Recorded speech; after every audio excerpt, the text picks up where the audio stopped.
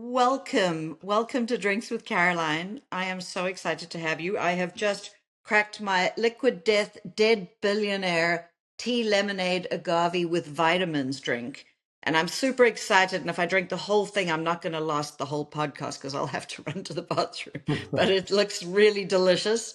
So I'm really grateful that you agreed to join us because you have got one of the best founder stories ever. And I'm hoping you'll start with telling us just how you came to be the beverage guy. Yeah, I mean, my sort of journey was I was in advertising on the creative side for about a decade, working for big agencies and working on all kinds of brands from Volkswagen to Domino's Pizza to Netflix and things like that. And I think I started getting frustrated that big companies weren't really marketing for the year that we live in. Like they were still living in the past of what marketing was in the 90s before social media and where people's attention was not solely on their phones and all of that. So kind of wanted to start my own product where I could control the way it was branded and marketed in the way that I think modern brands should brand and market. And yeah, I wanted to do something in the healthy space because what I had seen in my marketing background is all the funniest, most irreverent marketing that's the most memorable is all for stuff that's terrible for you. Like it's beer, candy, junk food, fast food. Like that's all the funny marketing, whereas healthy things were never marketed in a fun way. And it made no sense why. It's just was just a marketing. So Liquid Death was, my want to make a healthy product that's even funnier than the unhealthy stuff that people were used to seeing for a long time. And You that's make such a good point because, yes, it's like to sell, dare we say it, a cigarette or alcohol. They've often had the best creative.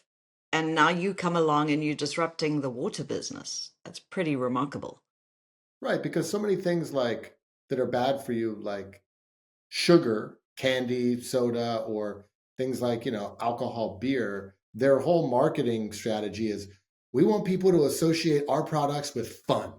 We want it to be all about fun. So beer's about parties and candy's about fun and soda's about fun.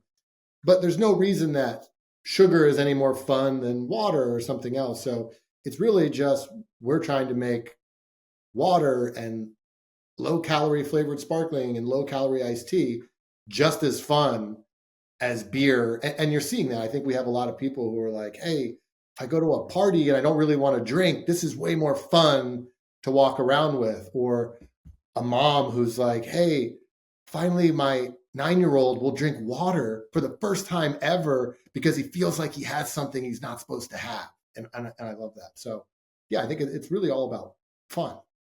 It is, and you've created the desire to have a badge in the water category, which I think might have been there for a single female who was, carrying around smart water or something, but it wasn't the norm in this segment at all. So, wow, kudos to you. And it took an outsider, I think, to see that. Can you also explain why it's called Liquid Death? I knew from my marketing days that I knew how expensive marketing is. So when you're a brand new company with no marketing budget, no media budget or anything, your only chance at survival is the actual product itself has to be super shareable, buzzworthy. Like you need people to create the media for you for free. And that's really hard to do. Like people don't share too many things in their feed. Like people don't tell their friends about a new beverage too often. Like it's hard.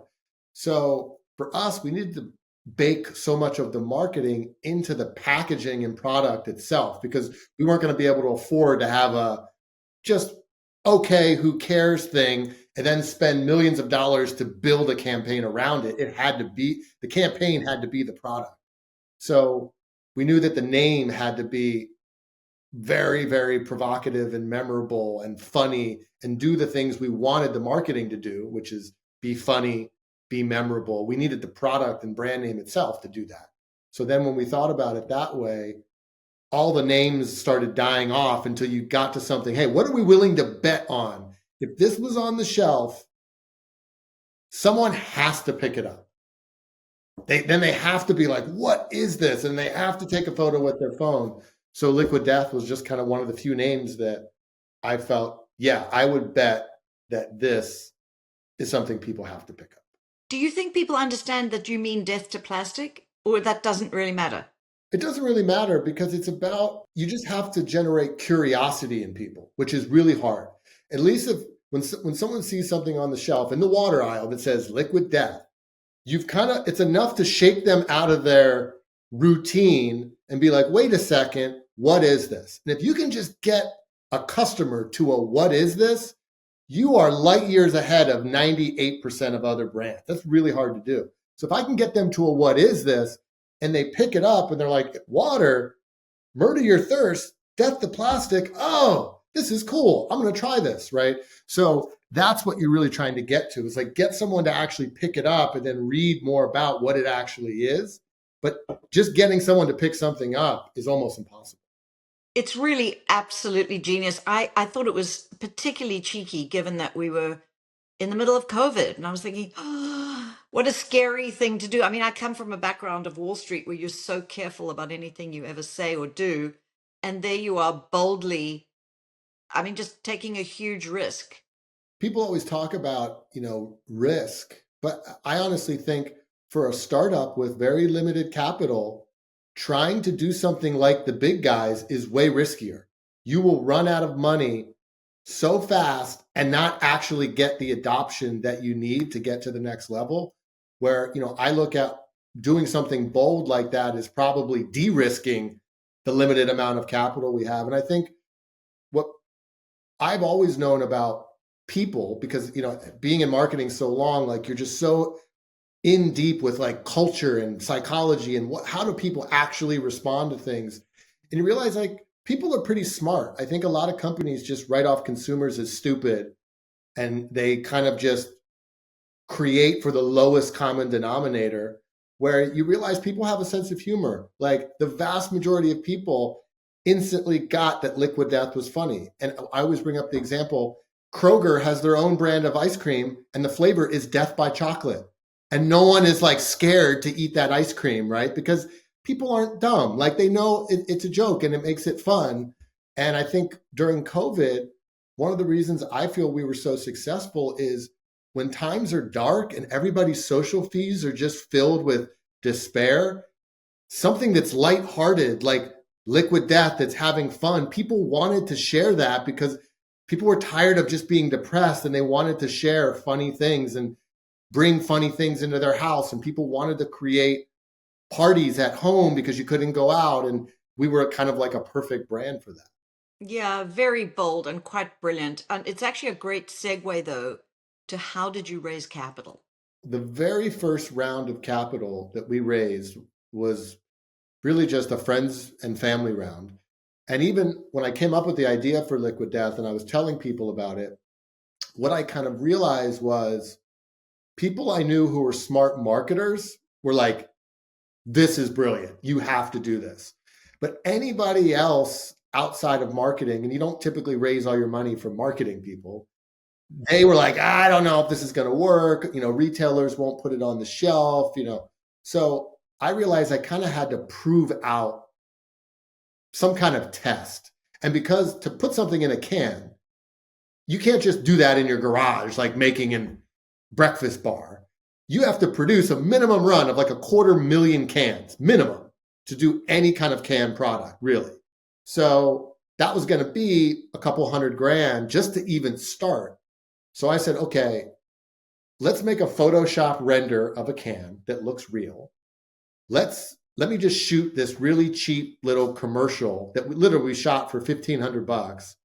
And since we didn't have real cans, I literally used a Miller Lite can that had a white can and a gold lid, but a girl was pouring it out like this, so you couldn't actually see the can, but water was coming out. And we made this video, we put it on Facebook, made a couple little funny social posts of like what looks like a real can. And, I put up a few $1,000s in paid media behind the video because Facebook won't show the video to anybody unless you put paid behind it. And then after about 5 months of that, the video had about 3 million views. Our page on Facebook had 80,000 followers, which was more than Aquafina had on Facebook at the time, because like who really wants to follow a bottled water company?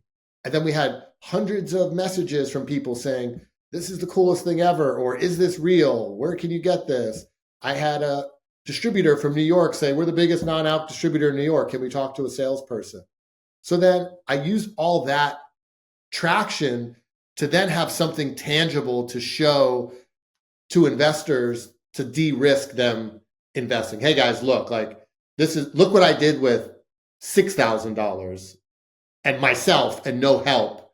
Like we can do with the right investment team. Like I think this can really be something big. So then, yeah, I was able to kind of cobble together a $5,000 check here, a $10,000 check here to kind of cobble together about 150K to do the first minimum run of Liquid Death. And then once we had kind of physical cans, I was introduced to a venture capital firm called Science, which was behind Dollar Shave Club.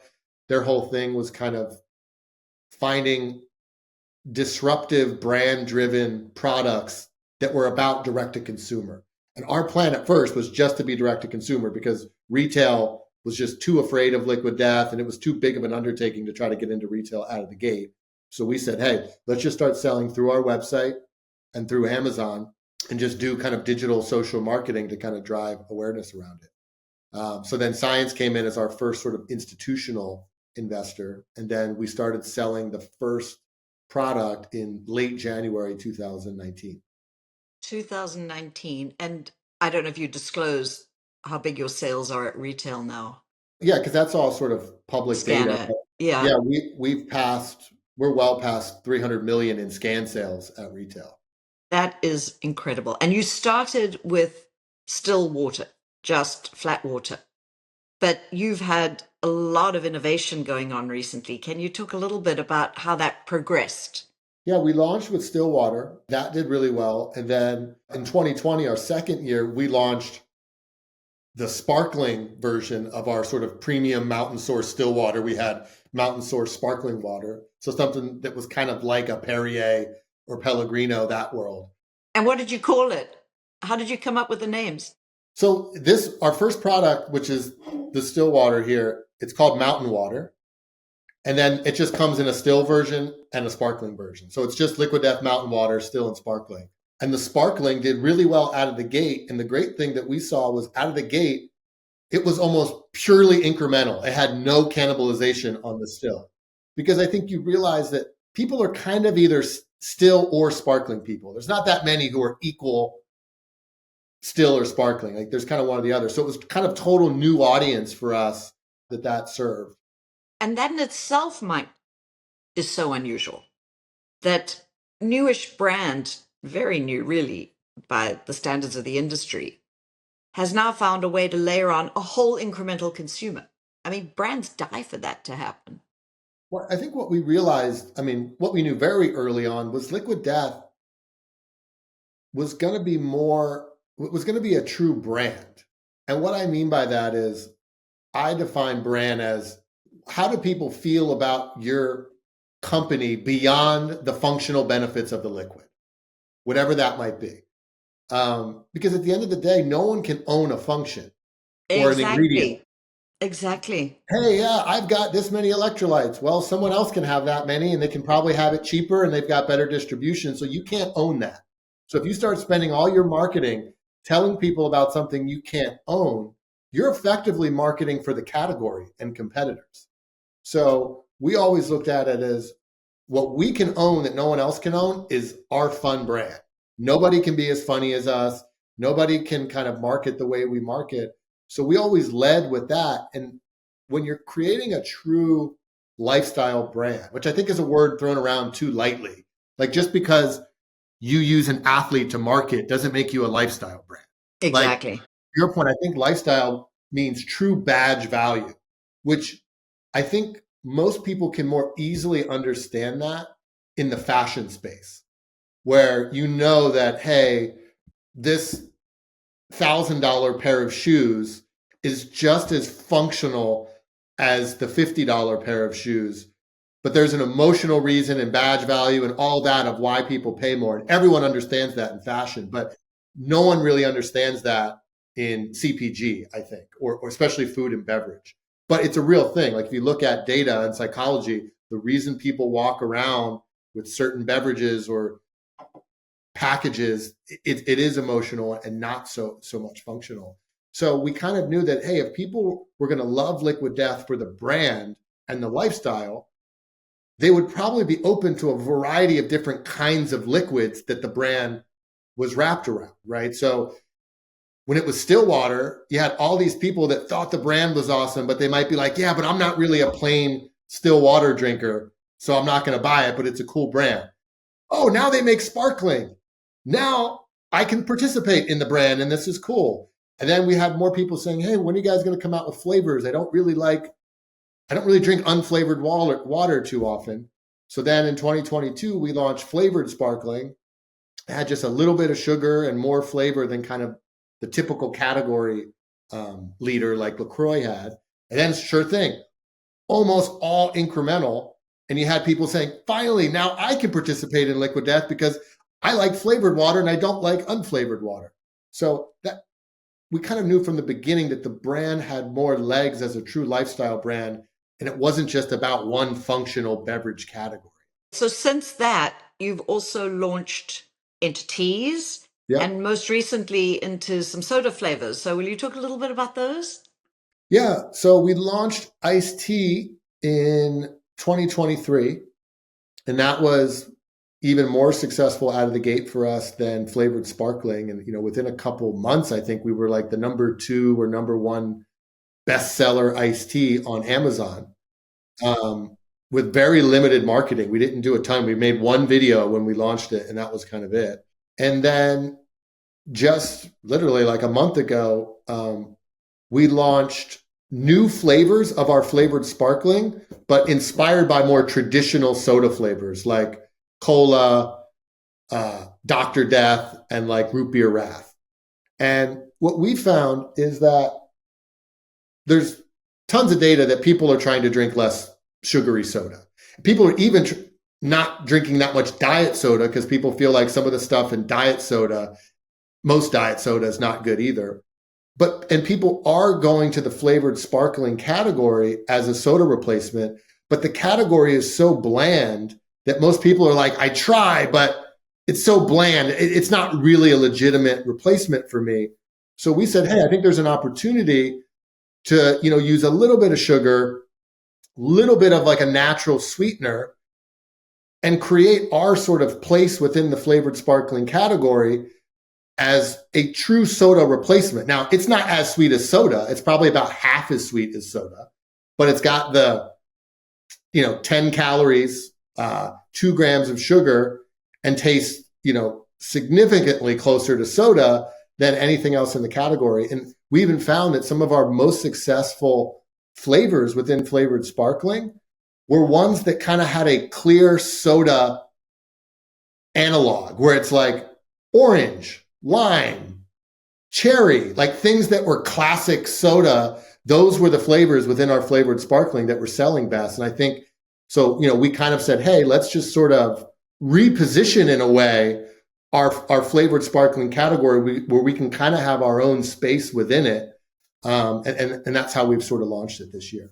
When I first came to this country from South Africa, I was appalled and amazed at the size of the portions, the sweetness of the candy, the sweetness of the drinks, and how much everybody had of everything and how cheap it was.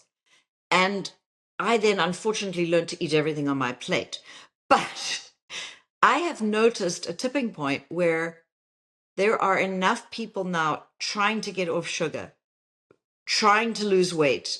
Obviously, the Ozempic type drugs are really accelerating that trend. We now have someone in charge of our health and human services who is very conscious about how he wants children to be fed in schools and so on. And so it really feels to me like a serious tipping point in the world of soda, and you're seeing Walmart building alternative soda category displays.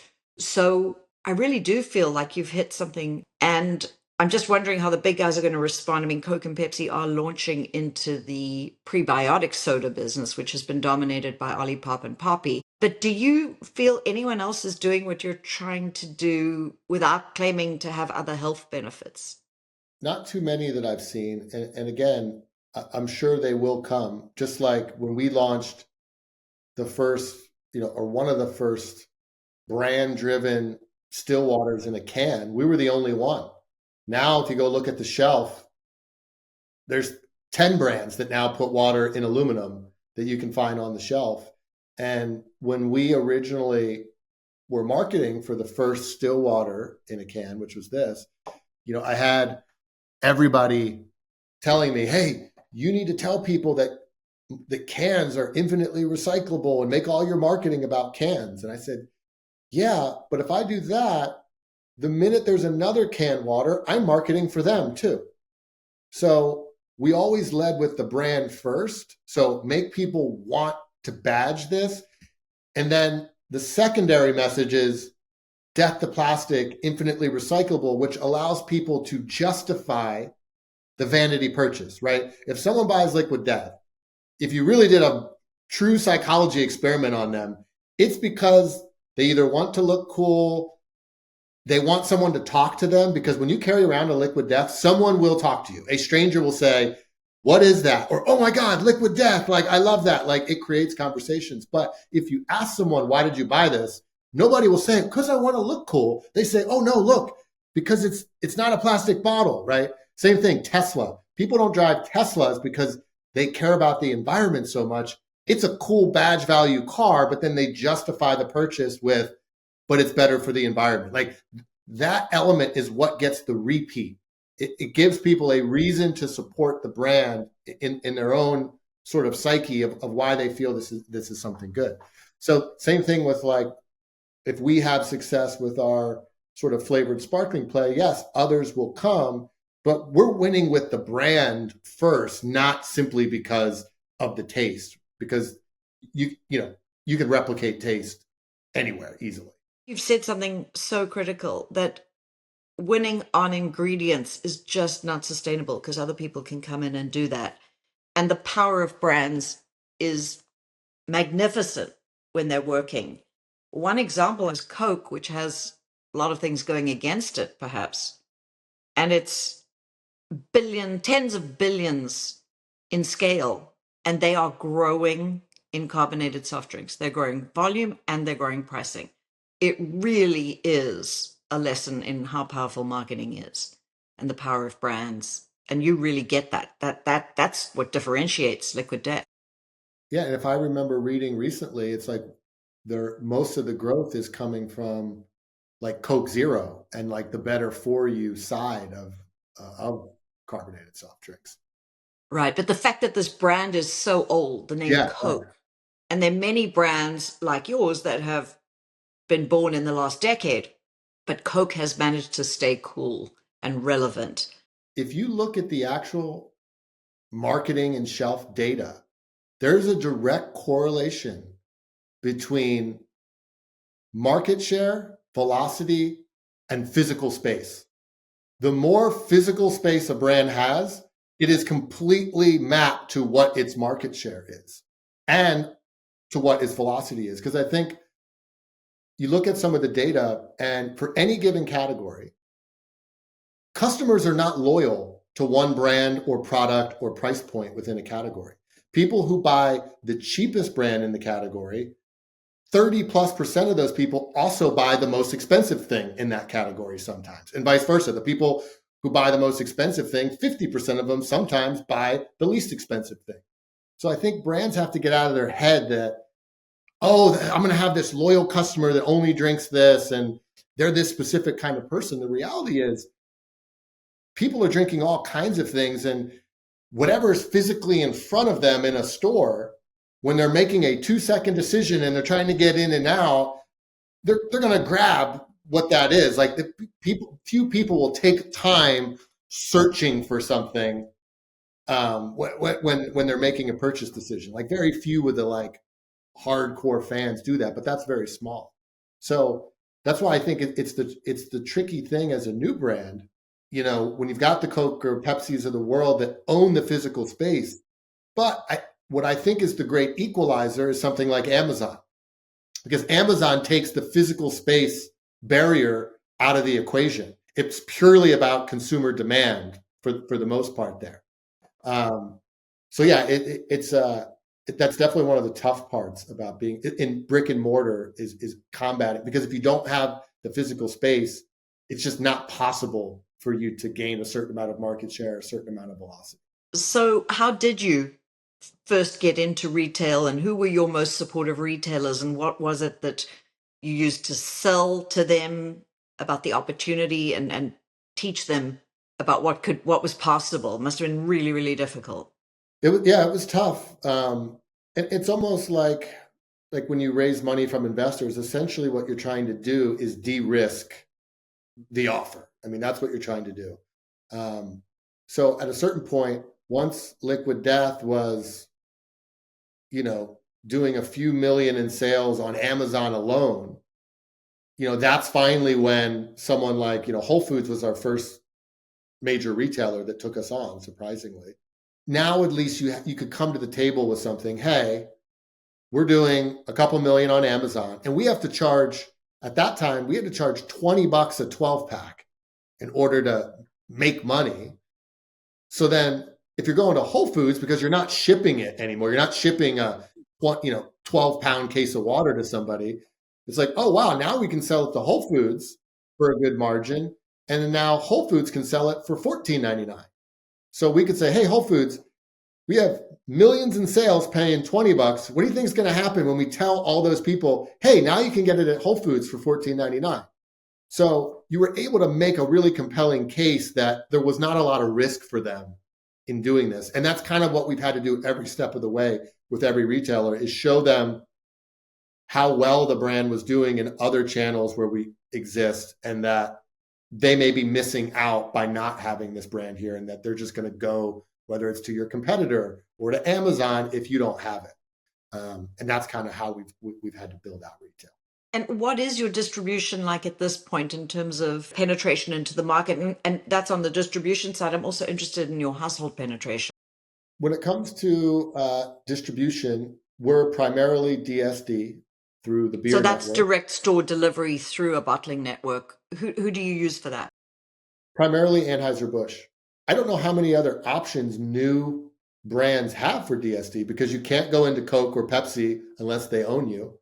But because of the alcohol laws in the US, these beer distributors are independently owned, and they can make their own decisions of which brands they distribute. Now you have to go one by one to all these guys, and there's literally hundreds of them, and it's hard to get them to want to take on new brands. But over time, as you do more volume and you get more retail awards, you can sign those distributors.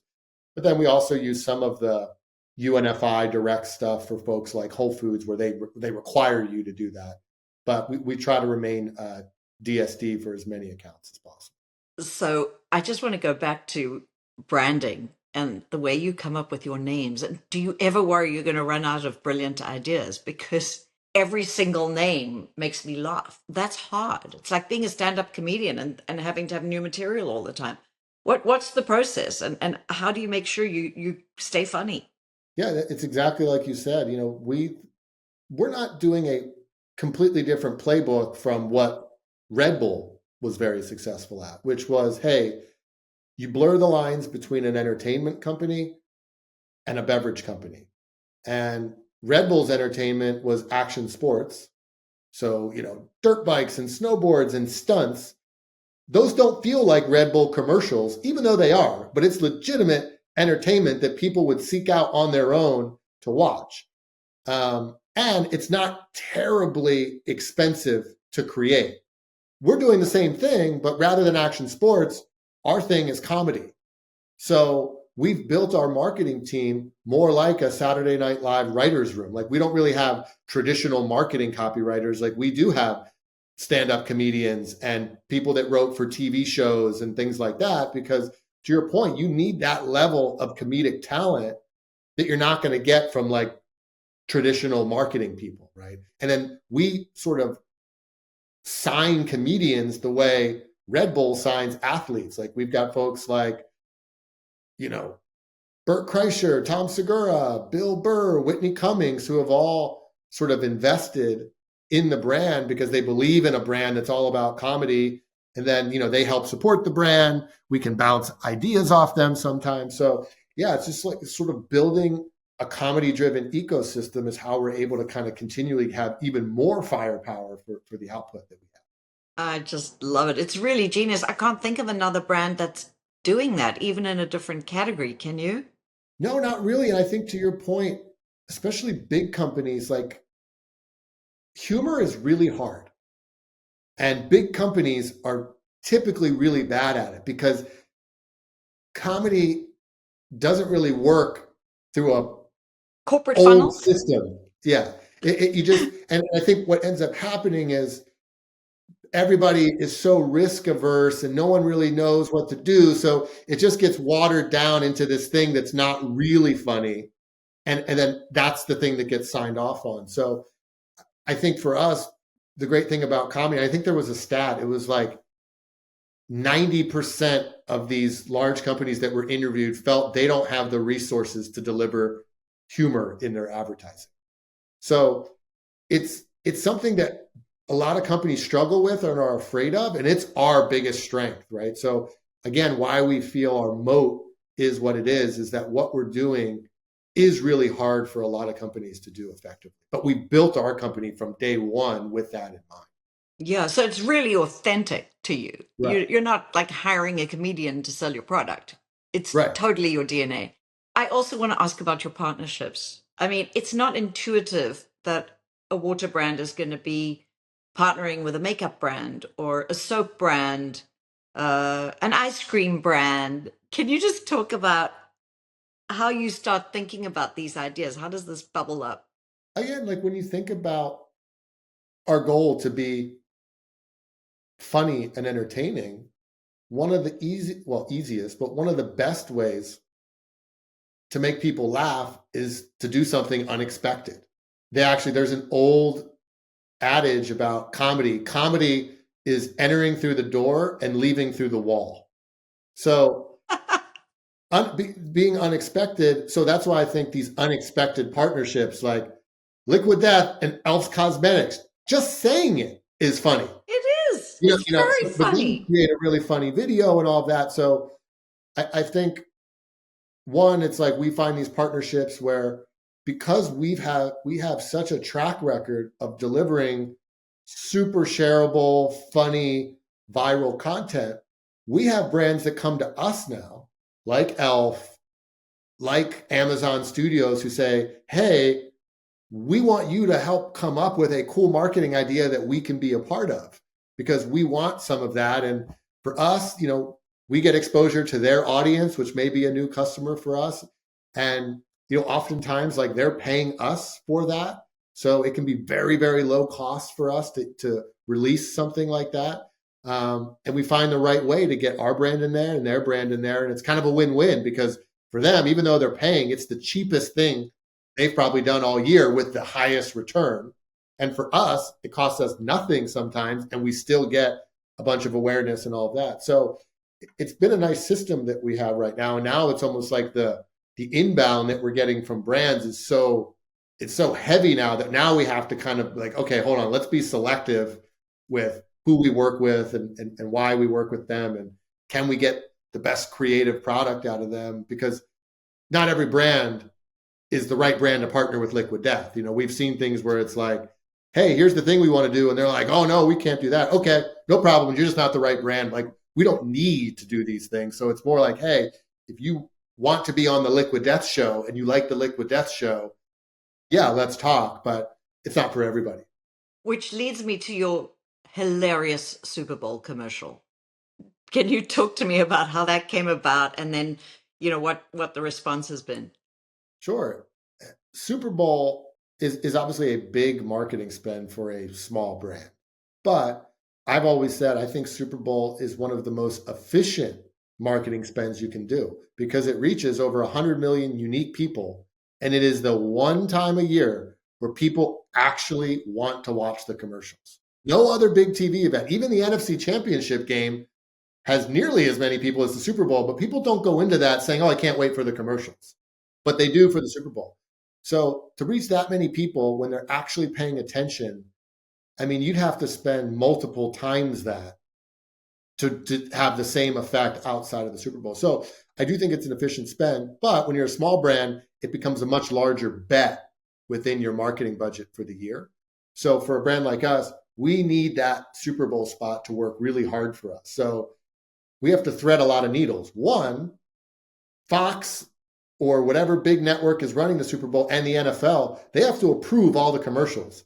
And they are very, very strict with what you can say and not say and how sort of provocative anything can be. So that's Mike, that makes me want to see what was on the cutting floor yeah. before you got it past there. So yeah, so we have to thread that needle. Then we also have to thread the needle of, okay, well, it's got to feel like Liquid Death. Like it's got to have some of our spirit and humor in it. But then also it's got to do a lot of work to help strategically of what we're trying to do, which is, there's a lot of people who have heard of Liquid Death. Like we're somewhere like north of 40% aided brand awareness just for the name Liquid Death. But you look within that, of those 40% who have heard the name Liquid Death, way less know that it's water or flavored sparkling or iced tea. They're like, oh, I've heard of Liquid Death. I thought it was a beer or I thought it was an energy drink. Because the way the product looks, what makes it fun, it looks like stuff that it's not. So much of our focus is getting more and more people to know what it actually is that we sell so that when they see it in the store, it's not, oh, there's Liquid Death. I don't need any beer today, so I'm going to keep walking. That it's, hey, Liquid Death, that's that water I heard about, or that's that iced tea I heard about, which will get a lot more conversion and new customers when they know what it is. So we wanted to lean in with the Super Bowl spot. The number one thing that people mistake us for, which is almost intentional on our part, is beer. People love that it looks like beer. They can walk around a party. Kids drink it because it looks like something they're not supposed to have. But we need to do some education. So we said, hey, let's basically make a parody of an old, like early 90s beer commercial, but have all these people drinking what looks like beer in jobs where you should never, ever be drinking beer. And then at the end, you pay it off with, don't be scared, it's just water and iced tea. And yeah, we were able, that concept was able to thread all those needles we kind of had to thread for, Super Bowl. What sort of response have you had? Awesome response. I mean, there's obviously after Super Bowl, you have all these different marketing reporters saying what they think their favorite best and worst ads were for the Super Bowl. But there's one organization called EDO that actually uses engagement data to measure which ads in the Super Bowl were the most effective. So right after these ads ran, they're measuring how many Google searches were there, how many website visits were there, all the things that you can track digitally after an ad airs to see how effective was it at getting someone to take an action. Liquid Death was the number 3 most effective ad in the Super Bowl by their data. And it made us the number 1 most effective beverage by a long shot in the Super Bowl. So we think it did exactly what we wanted it to do. And advertising generally takes a year or more to pay back. But do you expect to actually see a lift to your sales sooner? I mean, are there things you can do with that ad on social that can amplify? I mean, I know there are, so I'm just wondering what you expect. Oh, yeah, we have a very sophisticated media strategy. And we brought on last fall our first chief media officer because I think media is so critical in being sophisticated and efficient with how you deploy it with all the new technologies that are available. So everything from when we run that Super Bowl spot, all the people that go to the website who agree to sort of cookies, like we can now target other ads to them to try to convert them into purchases through Amazon or to drive them to retail or, on connected TV, you can actually get Kroger data and target people who are sparkling water customers on connected TV to show them a sparkling water ad. And maybe you can even know, hey, someone who visited our website after the Super Bowl who saw the spot, they're watching this. So it's not purely about, oh, right after this, how much do sales go up?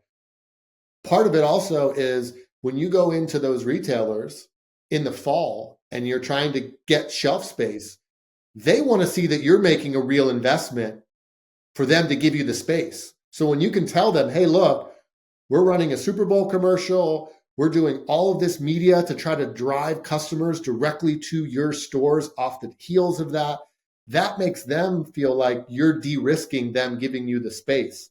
And without some of those investments, you might not even get that space to begin with. So there's a lot that goes into why you make these sort of media investments and how you deploy them. And do you do billboards? Do you do print? Like what other forms do you like best? Media is really just about finding the most efficient way to get your message in front of the eyeballs that you need. And earned media is always at the top of our strategy, which is why pay for eyeballs when you can create things where people are spreading it to other people for you for free. Now you have to be legitimately entertaining to do that, but that's in our DNA how we do that. So, when we do things like a viral video that we maybe spend $60,000 to produce and shoot, it gets 15 million views and generates $6 million in earned media off of a $60,000 investment. So that's always at the top of how we think about media, getting people to spread it, getting press to write about it, generating its own media. But then we just look at, look, billboards are great. But if you look at what is the cost per eyeball you're paying for that billboard, it's really high. And then if you're in the freeway in traffic, look at the car on either side of you. They're not supposed to be on their phones, but they're on their phones in their cars. They're not looking up at the billboards like they used to. So sure, you could run a billboard, it might be effective, but you're paying a big premium for that. And you have to analyze, is it worth the premium? I can spend 1/50th of that cost to target that same eyeball on their phone. And then you have to make the case, is them reading "You won't believe it's not soda" on their phone, does that have a hugely different impact than when they read "You won't believe it's not soda" on a billboard? Maybe there's some, right? But is it worth 50x more? Maybe not, right? So it's all about this analysis where I steal this from my old boss, Gary Vaynerchuk, where he's like, you're in the business of day trading attention. Where is the I cheapest love place that. to get the most ROI on your spend from an attention standpoint? So what are your goals for Liquid Death going forward? You're over 300 million in retail sales already. What does the future look like? I mean, our goal is to be a multi-category healthy beverage platform. And I think we've already proven we're a true multi-category brand beyond, we're winning in still water. I believe as of last week on Amazon, our mountain water passed Fiji in market share on Amazon for the first time last week. But this is before Super Bowl. We don't even have the post Super Bowl data yet. This is before Super Bowl. So we're proving we're winning in still water. We're winning in flavored sparkling. We're now the number one iced tea on Amazon in dollars. We passed Pure Leaf in January. So I think Liquid Death can go into other categories in the future. We're not in any rush to jump into new categories. We've got 3 pretty massive categories with pretty massive TAM that we can still keep growing. But we want to be a true multi-category brand, exist in multiple places in the store, in the water section, in the flavored sparkling section, in the tea section. What other sections can we end up in the store? And then, I think there's a possibility for us to be, a multi-billion-dollar beverage company, and to do it in a way where we don't have to be the number one brand in every category, right? Like we can be a top 10, top 5 brand across 4 categories and be a massive business. Whereas a lot of other brands, where if they're only in one category and they're not good at extending into other categories, they're fighting for limited shelf space in one category. And it's a lot harder to get meaningful shelf space like that in one category unless you're like the category leader or the number 2 or number 1. So that's kind of how we think about it. So, in order to go from being little to even 300 million and then taking a next step to get even bigger from there, you need an incredible team around you. I think we often see what gets you from A to B is not necessarily what's going to get you from A to F. Wrong letter, not F, but Yeah, yeah, A yeah, yeah, to triple A. yeah, yeah, But yeah. the process of growing up as a company is really painful. It's like being a toddler and then a teenager, and you really have to work hard to put the team in place that's going to be the team that can win long term. So I'd love to know who some of your lieutenants are, and you know how that works.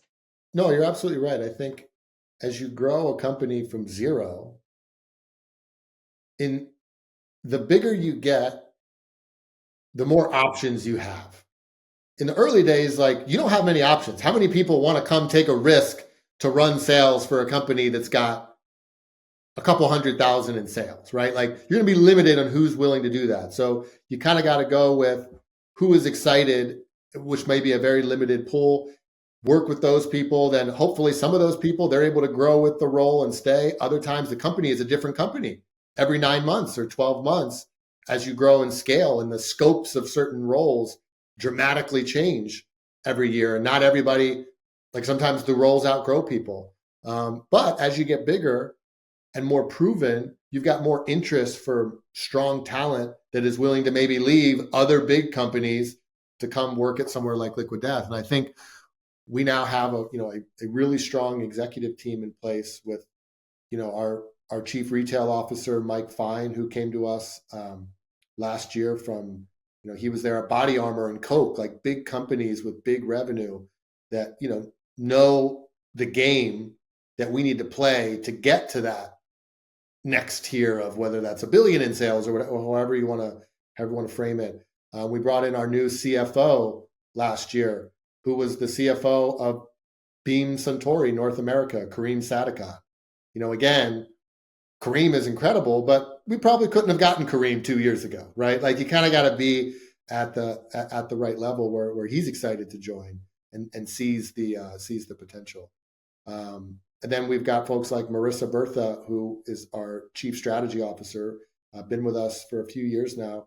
She worked on the executive side at 7-Eleven and was there in the early days of Liquid Death when 7-Eleven, made a venture investment into Liquid Death in our early days, and she helped lead that, and got familiar with our brand and eventually wanted to come over to our side. So yeah, we have a really strong team in place with diverse backgrounds that are really, they've managed businesses that are a billion, 2 billion, and they kind of know what excellence looks like at those levels, and helping us sort of start getting into that next level of growth and process and the growing up of a business. I'm lucky enough to have got to know Marissa. She's fantastic, and also Kareem a little more recently. And they're real pros and very analytical, very data driven, and very impressive. It's just great to see that and the opportunities that presents. Like, for example, I noticed you're drinking a smaller can than I've seen. Yeah, this is big for us this year. So all of our grocery product that's in cases, multi-packs, is going to 12-ounce cans this year, because we've been in these big 19-ounce cans that you're holding, and that was because we didn't have much scale.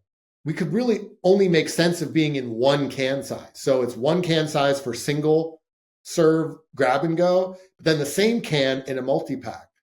But what we realized when we, really dug into a lot of research and work is that people don't really want to drink giant cans on their couch at home for the home occasion.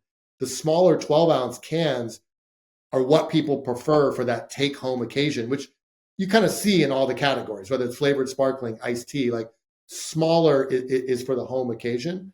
And that also enables us, this year, we're selling those 12-ounce cans in 6 packs, which get us down to like a $6.99 to $8.99 price point, depending on whether it's water or sparkling or tea. And getting below that $10 price point in mass grocery is a huge unlock. Like almost all non-alc brands, other than energy, in their multi-packs are in a sub $10 price point, where even though we've been growing like crazy, we were selling 19-ounce cans in an 8 pack for anywhere from $14 to $16, which was almost double the cost of any competitor sitting next to us on the shelf. So we're excited that this year, kind of moving into that sub $10 price point, it's going to really level the playing field, accelerate household penetration, because it's a lot less expensive to try the brand. Whereas if you've never tried Liquid Death, if you're going to spend $15, it's a little bit of a stretch for some folks. So excited about that. Been fascinating as a beverage analyst, and I covered Coke and Pepsi for, gosh, well over 20 years, probably closer to 30. And just looking at that, they call it the price package architecture, but also the point of sale. So being able to create that grid of which package for which customer, for which, actual consumer. Right. And there is so much growth to be had by having the right thing at the right place at the right time. And so it often doesn't require another flavor. It's just, let's get the packaging right. Completely. I think price and pack, I mean, it's, as I've learned, more in beverage, is so critical. Like we never had a, packaging hierarchy. It was just, nope, there's one. And I think now finally that, we have enough scale where you can produce multiple packs efficiently, it made sense to do a proper pricing and pack architecture. And yeah, we're still going to have the 19-ounce cans for the cold grab and go single serve. That works great in convenience stores. And sometimes I think for entrepreneurs, disruption is important, but some things maybe don't need to be disrupted. Like look at the beer industry. Any case of beer you buy in the grocery store is a 12-ounce can, and any single beer can is a big 24-ounce tall boy. Like they've spent decades figuring out that's the right thing. That might not need to be reinvented, right? So sometimes it's good to take a cue from certain things or certain size and prices for a reason, and take that in mind as you're thinking about how you fit into that. And you can be disruptive elsewhere with like the brand, the marketing, the product itself, the liquid. But sometimes some of these pricing and pack architectures are already sort of created for the categories. Well proven. Just in terms of international exposure and plans and also production, can you just talk about the history there and what your goals are longer term? Yeah, so we originally had to produce our still water in cans in Austria because back in 2018, there was not a single co-packer in North America who could put mountain spring water into cans. It didn't exist.